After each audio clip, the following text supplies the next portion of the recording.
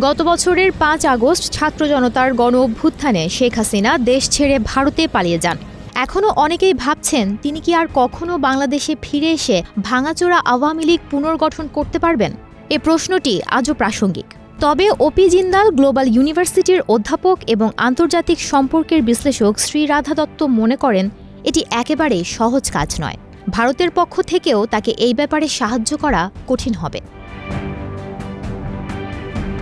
ড দত্ত বিবিসিকে বলেন, ইন্ডিয়া তাকে রাখবে, তিনি যতদিন এখানে থাকতে চান, এবং আমরা যতদিন ফিল করি যে তিনি ওখানে ফেরত গেলে নিরাপদ নন, ততদিন ওনাকে রাখা হবে।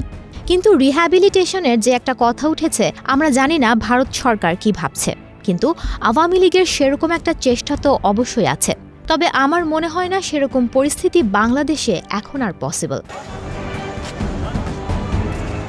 শ্রীরাধা দত্ত অবশ্য এটাও মানেন আওয়ামী লীগ কিছুটা সহানুভূতির হাওয়া পেয়েছে ৩২ নম্বর ধানমন্ডি ভাঙার পরে, এবং তার ভাষায় আরও যেসব অকারণ মাইন্ডলেস ডিস্ট্রাকশন বা অর্থহীন ভাঙচুরগুলো হলো তারপরে। কিন্তু এর অর্থ এই নয় যে তাতে শেখ হাসিনার রাজনৈতিক পুনর্বাসনের পথ প্রশস্ত হবে।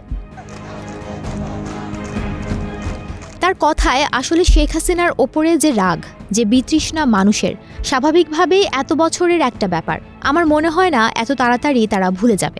আওয়ামী লীগ অবশ্যই একটা ঐতিহাসিক দল, বাংলাদেশের রাজনৈতিক ল্যান্ডস্কেপে তারা নিশ্চয়ই একটা বিশেষ জায়গা দখল করে। কিন্তু তাই বলে শেখ হাসিনাকে যে এরপরও সবাই আওয়ামী লীগের নেত্রী বলে মেনে নেবে, সেটা নিয়ে ঘোরতর প্রশ্ন আছে বলেই আমার মনে হচ্ছে।